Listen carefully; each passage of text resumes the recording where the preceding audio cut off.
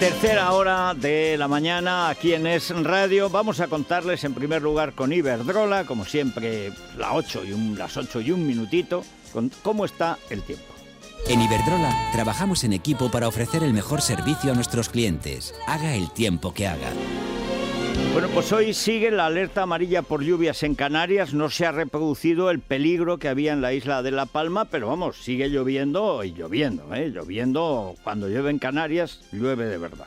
También en todo el noroeste. Ayer era solo La Coruña, pero hoy prácticamente Lugo, La Coruña, Pontevedra, incluso la parte oriental de Asturias. Pues bueno, y nuestros hermanos portugueses hasta Oporto también va a llover. Acordémonos de esa noble ciudad. Porto, que es puerto. Ellos dicen, Porto, el puerto. Nosotros, el puerto. Ya tenemos el puerto de Santa María, no vamos a estropearlo. Pues toda esa parte va a llover. Y algo caerá en León, seguro. Bien, fuera de ahí, prácticamente las lluvias se van a concentrar, como ayer, en la raya de Portugal, sobre todo al sur, en Huelva, y hoy se extienden también a la provincia de Cádiz. Sobre todo el marco de Jerez, como suele decirse, en fin, la parte, digamos, occidental de Cádiz. Y en el resto de la península y también en el archipiélago balear, pues nubes y claros, sobre todo claros. Las temperaturas. Madrid ahora tiene 9 grados, no pasará de 20, 21, 22, según los barrios, las zonas, que no está mal. La máxima, pues fresquita. Santander, Santa Cruz de Tenerife y Las Palmas de Gran Canaria, 24 grados. Hombre, ya, cuando la máxima la da Santander, es que hace fresco, la verdad. Y la mínima, pues Teruel, un gradico, es lo que hemos podido rascar. Es que no había más. Ya nos hubiera gustado dar 3, 4 bajo cero, que menos. Pero es que estamos así. Mientras llueva tanto en el norte, nosotros no podemos helar en el centro. Eso es así. Siempre ha sido así. Antes de los romanos era así. Esas cosas no pueden cambiar. Ahora, espérennos en diciembre, que ya verán cómo bajamos de 0 grados. Hasta aquí con Iberdrola el tiempo. Buenos días. ¿Café con tostada? ¿Cuánto es? Lo de siempre. Hoy me apetece con tortilla. ¿Cuánto es? Lo de siempre. Con cuota fija de Iberdrola pagas lo mismo cada mes. La calculamos a tu medida, eliges el día de pago y al año se adapta a tu consumo. Solicítala en el 900-600-240 o en tucuotafija.es. Iberdrola, patrocinador del equipo paralímpico español.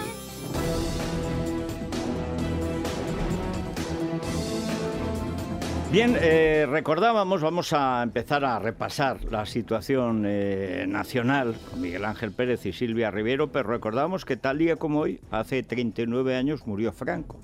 Muchos años atrás, 39 años antes, había muerto, fusilado, José Antonio Primo de Rivera, el fundador de la Falange en la cárcel de Alicante, y también, el mismo día, por accidente en el frente de Madrid, Buenaventura Durruti, el jefe histórico de la CNT y la FAI, que, bueno, en Argentina era atracador de bancos, las cosas como son.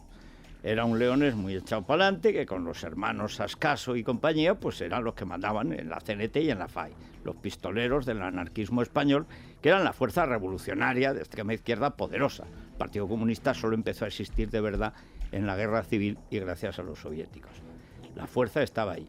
Pero así como José Antonio fue fusilado, pues a Durruti, la verdad del cuento es que iban 3 en un coche pequeño y yendo a visitar las fortificaciones de la ciudad universitaria, si es que la ciudad universitaria no nos viene más que desastres de la universidad, también a los anarquistas. Al salir del coche, el que iba detrás con el fusil, como estaban acostumbrados a la pistola pero no al fusil, pues se le disparó, le entró por la espalda la bala a Durruti. El problema es que nadie se atrevía a operarlo. Y murió unas horas después, porque dice, lo operamos, se nos queda, porque tiene muy mala pinta esto, y nos ultiman a todos. Uy, esto no tiene operación. Y a lo mejor hubiera tenido operación, pero el terror que sembraba Durruti, pues hizo que al final, cuando lo operaron, pues fue gente que era amiga de la CNT, pero ya era tarde. A lo mejor hubiera muerto igual. Pues esas casualidades de la vida, el 20N, hace 39 años Franco, 39 años antes José Antonio y Durruti, digamos las dos Españas, el mismo día.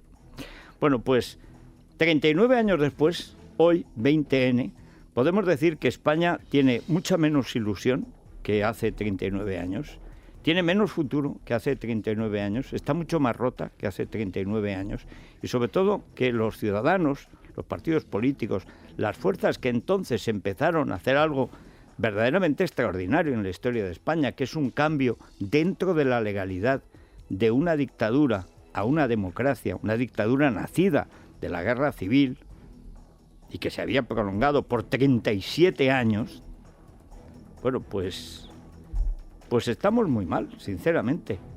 Es decir, si en esa época, hace 39 años, por supuesto el separatismo catalán apenas existía.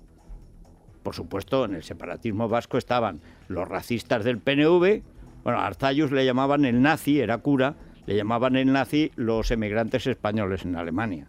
Era el cura nazi, ese era Arzallus. Luego dejó de ser cura, solo de ser cura. Pero pintaba muy poquito. Entonces estaban con la gente de la CIA y, en fin, enredando en la frontera.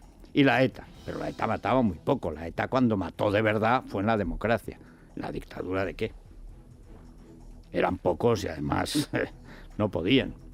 Pero es que en la derecha y en la izquierda, en la derecha, que la mayoría estaba con Franco, los que no eran franquistas o eran franquistas pero pensaban que había llegado el momento de evolucionar, porque España económicamente en los 15 últimos años de Franco fue el país que más prosperó del mundo, con diferencia. Estuvimos 10 años creciendo casi al 10% anual, es decir, que en una década doblamos nuestra renta per cápita, cosa que no ha sucedido nunca.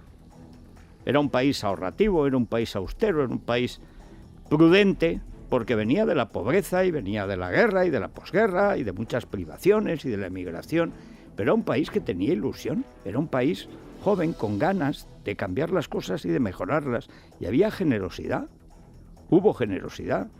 Las Cortes franquistas se disolvieron ellas, no las disolvió nadie, ni por lo civil ni por lo militar, para dar paso a la reforma política y a las elecciones democráticas y a la legalización de todos los partidos. Y los intentos que hubo en la extrema derecha para sabotear ese paso del franquismo a la democracia, de la ley a la ley, como dijo Torcuato Fernández Miranda, el olvidado artífice de la transición. Bueno, pues el intento más grave fue el asesinato de 5 abogados laboralistas del Partido Comunista en Atocha. Y el Partido Comunista salió a la calle y había más de 100.000 personas en la calle, absolutamente ordenadas, no hubo un disturbio, no hubo un problema, y ese es el momento en el que tanto los franquistas recalcitrantes como sobre todo el ejército dijo, con ese partido se puede negociar. Ese fue el momento real de la legalización del Partido Comunista. Luego llegó el Sábado Santo Rojo del 77, que es cuando realmente lo legaliza Suárez, engañando estúpidamente a los militares, vamos, diciéndoles que no lo iba a legalizar, si la mayoría estaban de acuerdo. Si es que el control que había demostrado el partido sobre su militancia, que era lo único que había enfrente del franquismo, enfrente del movimiento, era el partido. No es que se llamara el partido, es que además no había otro. Bueno, pues era tan evidente que el único partido fuerte que había, el comunista, estaba dispuesto a mantener las reglas del juego, que era posible la transición, y se hizo la transición.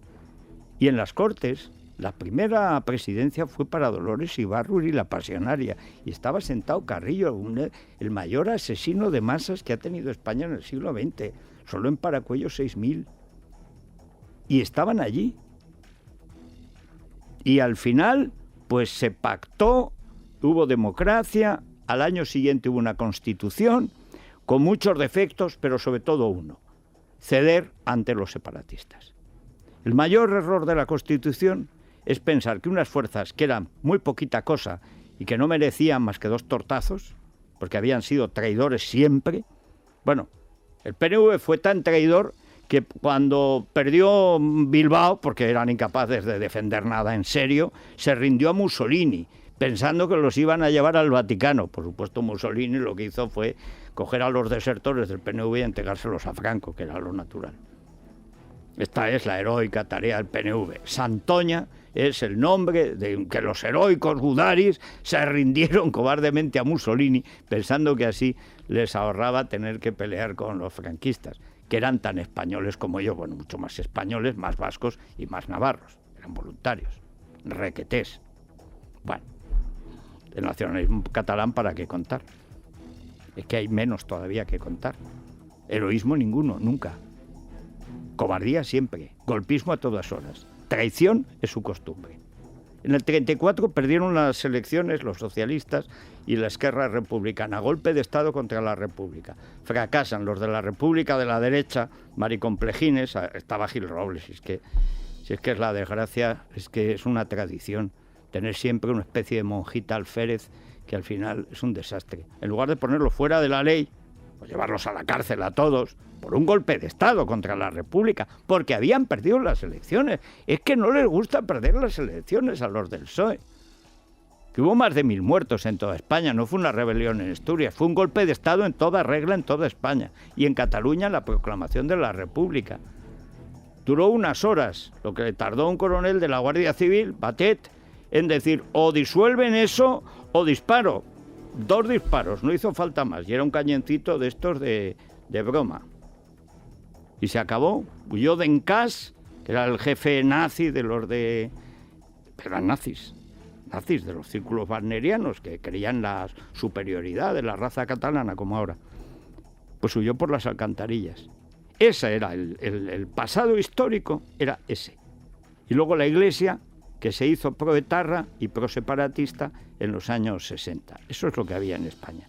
Pero se cometió el error en la izquierda y en la derecha de hacer una constitución en la que, como se decía entonces y se repite ahora, se sintieran cómodos los nacionalistas. Los nacionalistas no se pueden sentir cómodos en ninguna constitución española mientras sea española.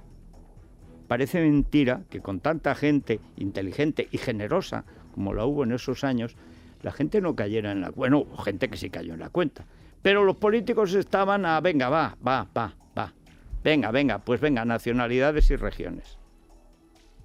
Y de ahí vino el Estado de las Autonomías y de ahí la situación en que estamos. Pero la transición a la democracia, que es un gran éxito, porque una Constitución no es un candado, una Constitución es la garantía de nuestras libertades. Se hizo ese tránsito de la ley a la ley. De la ley franquista, que es la que existía, a la ley democrática, que es la que existió. Y gracias a eso, en España, nadie vino a buscar a nadie a las 5 de la mañana para fusilarlo, ni para quitarle la casa, ni para robarle la vaca, ni para estas cosas. Se mantuvo un régimen legal. No hubo desórdenes. No hubo muertos por venganzas políticas de tiempos de la guerra. Eso empezó a suceder hace 39 años. Y 39 años después, ¿cómo estamos? Pues estamos en que se ha roto lo esencial del espíritu de entonces, de la ley a la ley. Vamos a hacer España entre todos, pero con unas leyes, unas normas que tengamos que cumplir todos, un régimen legal. Lo que ha saltado por los aires en estos malditos 3 años de Rajoy, que se cumplen hoy también justamente 3 años, estas cosas del calendario, 3 años justos desde que Rajoy ganó las elecciones. Las ganó con mayoría absoluta para acabar con el desastre de Zapatero, que incluía el Estatuto de Autonomía catalán, que es una constitución contra la Constitución española, legalizada por la corrompida justicia del Constitucional, del Consejo del Poder Judicial y demás patulea de progres y separatistas que vegetan y que hacen lo que les da la gana en esos altos tribunales.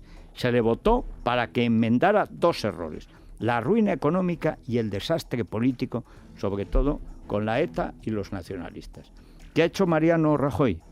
Mariano Rajoy ha seguido la misma política con los etarras, es decir, de rodillas, y la misma política, pero peor, con el separatismo catalán. Con Zapatero era de rodillas, por el estatuto. Ahora este ya es tumbadito, o sea, a modo de alfombra. O sea, lo que está sucediendo, lo que sucedió ayer en Madrid, con la, no sé cómo llamar a esa reunión de rabadanes fiscales, la gran junta de los fiscales de sala de toda España, fue que por mayoría aplastante dijeron, hombre, claro que ha habido una rebelión en Cataluña, claro que hay muchos delitos, pero hombre, ¿cómo no vamos a presentar una denuncia? Mientras que por unanimidad los fiscales de Cataluña habían dicho que no. ¿Pero cómo se va a cometer un delito? ¿Pero qué dicen? No hay que presentar ninguna denuncia. ¿Y esto qué quiere decir? Que si en España hubiera ley, ayer mismo los fiscales hubieran pedido el apartamiento inmediato, la expulsión de los fiscales de Barcelona y su procesamiento inmediato por prevaricación. ¿Por qué es tan evidente que han mentido y que han mentido para favorecer sus intereses políticos, personales, por miedo, por conveniencia política, que no merecen ser fiscales? No pueden ser fiscales del Estado español de ninguna manera y bajo ningún concepto. Son redomados traidores. Y eso lo saben mejor que nadie los propios fiscales, que dijeron ayer, el Tribunal Constitucional habló con toda claridad. Pero se refugian en esa fórmula. No comprendemos cómo hicieron los fiscales de Cataluña. Ah, ¿no lo comprenden? Pues lo voy a explicar, porque son igual de cobardes que los que se someten al separatismo en Cataluña, que es que allí, si no, no respiras. Es que eso es una dictadura, pero vamos, Berlín años 30. ¿Y qué han hecho los fiscales? Pues lo que hizo ya el fiscal Rodríguez Sol, que cuando denunció El Mundo hace 2 años la primera gran información de Inda y Urreiztieta sobre la fortuna de los Pujol, insultó al periódico y anunció medidas legales contra el periódico por mentir y faltar al honor a una persona tan acrisoladamente honrada como Jordi Pujol Soley. Esa es la Fiscalía de Cataluña. Si tuvieran decoro, los fiscales la disolverían y procesarían a todos sus miembros. ¿Lo van a hacer? No. No, porque ese espíritu de que solo se puede vivir en la legalidad en España se ha roto. Se ha roto. Están corrompidos los jueces, están corrompidos los fiscales, por supuesto que habrá mucha gente honrada, etcétera, pero el sistema como tal se ha roto, se ha corrompido. La idea de hace 39 años de que España, con dificultades, perdonándonos todos mucho, podemos salir todos juntos adelante, se rompió. Ahora de todos juntos, nada. Y se han impuesto los más viles, siempre los peores, siempre. Los separatistas catalanes y después vienen los vascos. Pero siempre los más rastreros, los que acudieron a Franco, a Burgos, a decir, ¡Excelencia, la fabriqueta, los catalanes. Han estado con todas las dictaduras, con todos los regímenes. Jamás, desde la Guerra de la Independencia, ha luchado por España y en el siglo XX. En el XIX la verdad es que sí. Pero, ¿y qué han hecho? Pues Franco les salvó la fabriqueta y fueron franquistas, vamos, hasta la médula. Y ahora son antifranquistas de toda la vida. Mucho antes de que naciera Franco eran antifranquistas. Es decir, son farsantes, eran antes farsantes, son farsantes ahora y este paso serán farsantes mañana. Y para eso nos hemos cargado la Constitución, para llevarnos bien con la banda de los Pujol, los Mas, los Godoy y compañía. Bueno, pues esa es la cruel realidad 39 años después, un 20N. En España entonces había ilusión, y había ilusión colectiva. Y cada uno con sus ideas, había quien pensaba que era muy difícil. Otros lo consideramos casi imposible. Pero, como se decía entonces, pero que por mí no quede. Ahora es justo al revés. Cada uno mira por sí y al otro que le den. Y por supuesto España que le vayan dando. España no existe. Por supuesto que existe, somos nosotros los españoles. Pero en la casta política, la casta descastada, de mansazos intoreables, ¿de qué? Vamos con lo de ayer, la jornada de los fiscales, que repito, lo que resume es que en España pudimos pasar de la democracia a la democracia desde la dictadura, de la ley a la ley. Ahora estamos pasando de la democracia al caos dictatorial, al caos de las dictaduras de las taifas nacionalistas y al sometimiento colonial a la taifa catalana, porque ya no hay ley. Porque los primeros que no respetan la ley son los jueces, y los segundos los fiscales, y los terceros los políticos. Vamos con ello. Torres Dulce redactará la querella contra Mas, Ortega y Rigau tras recibir el respaldo de 22 de los 24 fiscales asistentes a la reunión de ayer, que se prolongó 4 horas. Posteriormente la remitirá al fiscal superior de Cataluña, Romero de Tejada, para que la presente en el Tribunal Superior de Justicia catalán. La denuncia incluirá 4 delitos por prevaricación, desobediencia, malversación de fondos públicos y usurpación de funciones. Antes de conocer la decisión de los fiscales, Rajoy decía que el gobierno ha cumplido. El ministro de Justicia, Rafael Catalá, dice desconocer si dimitirá Torres Dulce. Mientras tanto, el socialista Antonio Hernando afirma que la denuncia degrada la convivencia. El gobierno ha cumplido con su función y los fiscales son los que tienen que tomar las decisiones que tienen atribuidas por la legislación vigente. Yo lo único que puedo hacer es, y lo que voy a hacer, es respetar las decisiones que adopte la Fiscalía. No sabría decirle, no tengo ninguna información en ese sentido. Yo creo que el fiscal general del Estado ejerce sus funciones con capacidad y con calidad, y así lo está haciendo habitualmente. Sí, evidentemente, ya lo he dicho, desde el punto de vista de la convivencia, las querellas lo que hacen es degradar esa convivencia y esas dificultades de convivencia que hay entre Cataluña y el resto de España. O sea que hacer un referéndum ilegal en unas urnas de cartón y sin censo, esto favorece la convivencia. Y denunciar un delito que el propio Partido Socialista ha denunciado como delito, que el propio Tribunal Constitucional, la mitad de los cuales son elementos del PSOE, que han dicho que era por 2 veces delito, cuando era el referéndum y el referéndum bis, o consultantin o merendendum. O sea, que ha dicho que era todavía más delito que en lo anterior. Eso no perjudica a la convivencia. O sea, usar todo el dinero público de la Generalidad en un golpe de Estado, en un plebiscito amañado para destruir la legalidad española, esto no perjudica a la convivencia. ¿Este señor es del Partido Socialista Obrero Español o es del Partido catalanista? Pues es un pse y un psa. O sea, ¿qué son estos? Decía Ortega, en tiempos de la República, que en las Cortes se podía hacer 3 cosas: payasos, tenores y jabalíes. Este no llega a payaso. No ha cantado nunca y los jabalíes lo rechazarían por blandito. Pero esta es la situación general del PSOE. Si es que no es E, si es que no es O, si es que no es P. Y lo de socialista, pues, ¿qué les voy a contar? Es opinable. Son 2 partidos, el PSOE y el PSC. Obrero no queda ninguno hace muchísimos años. El último que había trabajado en la Naval fue Nicolás Redondo y lo echó Felipe González, lo tiró fuera. Trabajar en la Naval, ¿dónde se ha visto, hombre? Y en cuanto a español, ¿pero cómo va a ser español alguien que prefiere a los separatistas antes que el orden legal y constitucional? Bueno, ya en Cataluña, naturalmente, es que como van ganando, porque con este presidente del gobierno ganarán siempre los que se le opongan, es que este nació derrotado. O sea, Mariano no vino al mundo, Mariano se rindió. O sea, dejó de luchar contra mamá y salió al mundo. Y desde entonces ha seguido rindiéndose. Yo no he visto un gobierno más cobarde que este. Hay un precedente. En el 36, un gallego llamado Casares Quiroga, que van los periodistas, 17 de julio, por la noche, le dicen: señor presidente del Consejo de Ministros, se decía entonces, y sería del gobierno, que se ha levantado el ejército de África. Y dice: se ha levantado, pues yo me voy a dormir. He ahí nuestro hombre.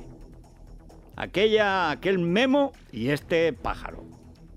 Pájaro muerto, claro. Esos pájaros que están en la jaula y dice: parece que se ha muerto el pájaro. Que está durmiendo ahí esperando el alpiste. Vamos con lo de Cataluña y luego, como siempre, los socialistas catalanes, estos batiendo el cobre, dando el peor espectáculo de todos. Los nacionalistas presumen del 9N y retan al fiscal. Francesc Homs cree que la querella cuestiona la democracia y Jordi Turull de CiU entiende que la querella debería ir contra todo el Parlamento catalán. Desde Òmnium Cultural afirman que el 9 de noviembre fueron realmente soberanos porque en Cataluña solo mandaba el gobierno catalán. Maurici Lucena del PSC dice que la denuncia es un desastre telúrico. Escuchamos a Homs, a Turull y a Lucena. Esto es más una querella de imposición política que no a partir de unos argumentos de carácter jurídico. Pues ya me digan ustedes si estamos en una democracia o dónde estamos, ¿no? Que sea valiente y que no vaya solo contra una, dos o tres personas, sino contra aquella institución que es la autora intelectual de lo que se produjo el 9 de noviembre. Esta decisión representa un gravísimo error. He utilizado incluso una expresión distinta. He dicho que esto representa un desastre telúrico porque es confundir absolutamente los términos del debate. ¿Pero qué debate? ¿Pero qué debate? Pero vamos a ver, Lucena, ¿tú sabes lo que es telúrico? O sea, un problema, un conflicto, un desastre telúrico es que de pronto se abra Montserrat y aparezca alguien que crea en Dios. Eso sí que sería un desastre telúrico. O sea, que del Frente Gay de Liberación de Frailes de Montserrat, de pronto se abran las piedras y aparezca ahí, no sé, Santa Margarita María de Alacoque. Eso sí, sería, bueno, primero, se te rompe todo el sistema pétreo de aquellos montes. Bueno, un desastre telúrico sería que se abriera el Canigó. ¿A dónde vas tú de excursión los fines de semana? ¿Qué harían los Puyol sin el Canigó?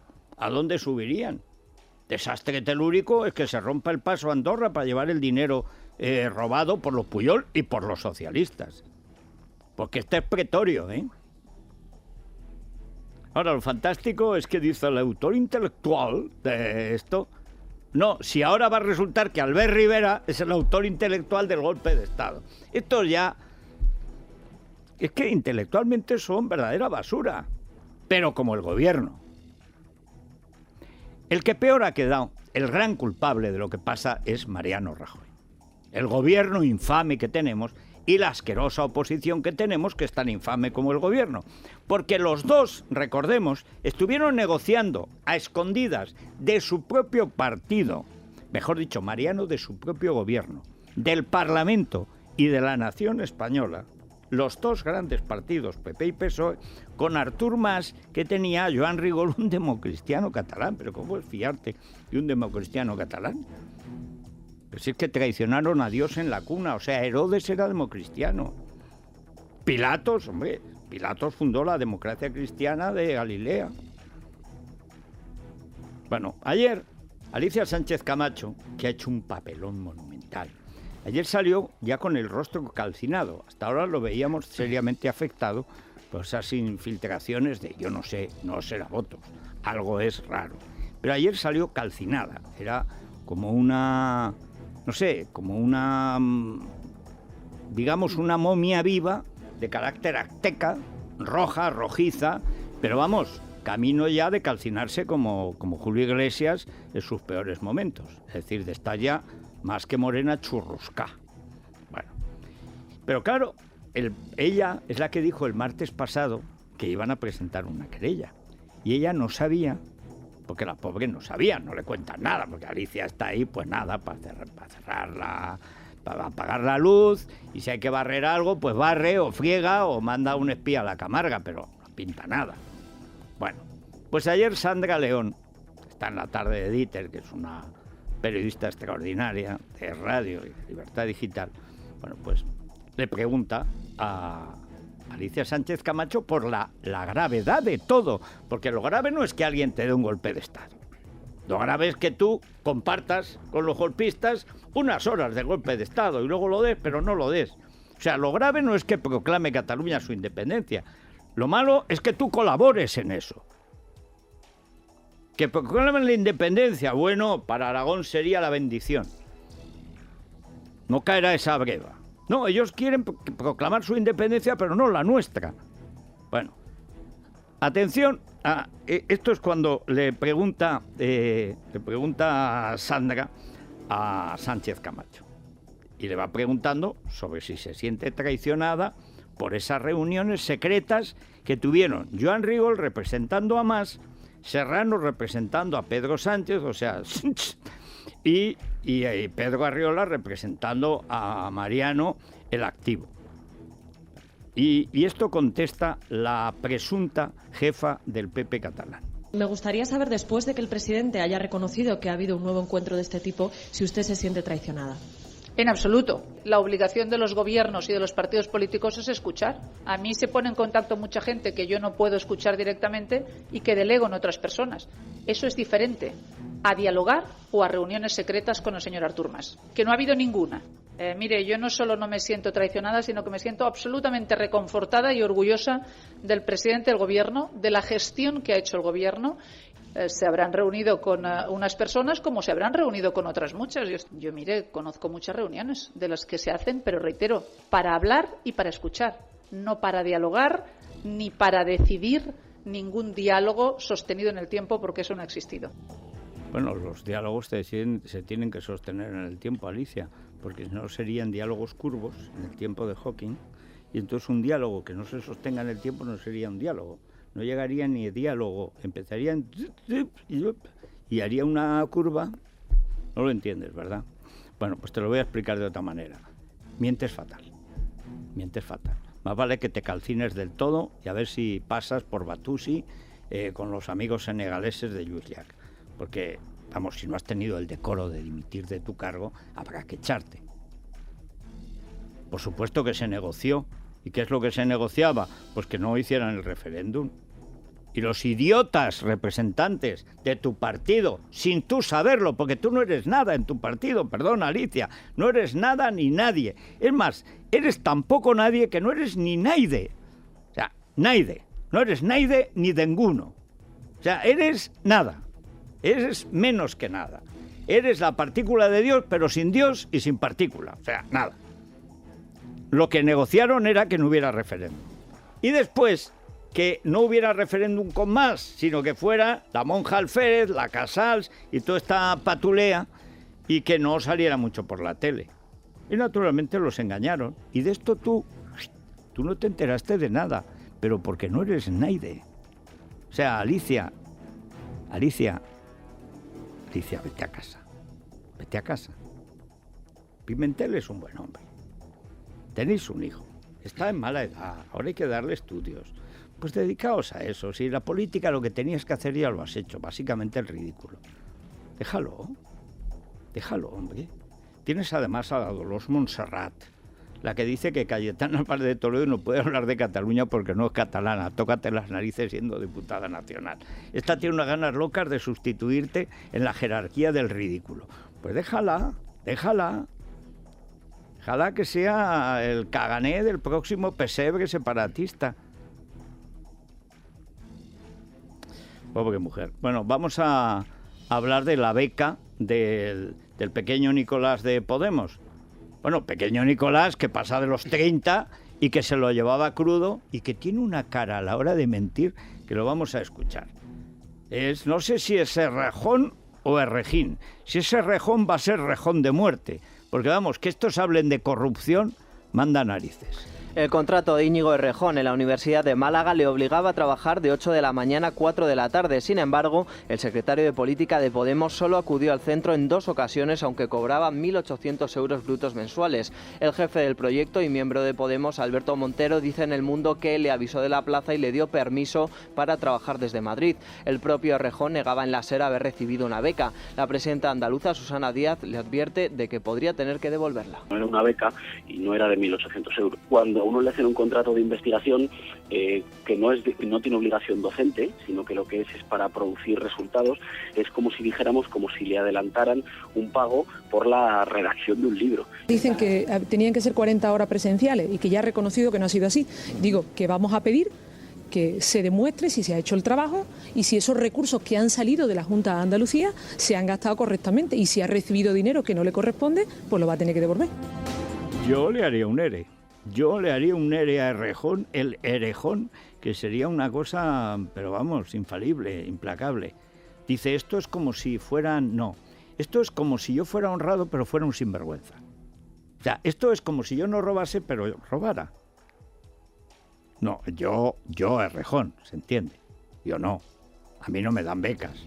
A mí no me da beca la Junta de Andalucía, y con los compañeros de Podemos, la Izquierda Unida, la de Tania, la guerrillera legendaria, la Izquierda Unida donde estaba Monedero de asesor de Gaspar Llamazares, Gaspi, o sea, la Izquierda Unida, la de Sánchez Gordillo, las que van en primera a Venezuela, o sea, la Izquierda Unida de Mercasevilla, la de los langostinos que no caben en las fotos, la Izquierda Unida de la corrupción total y absoluta.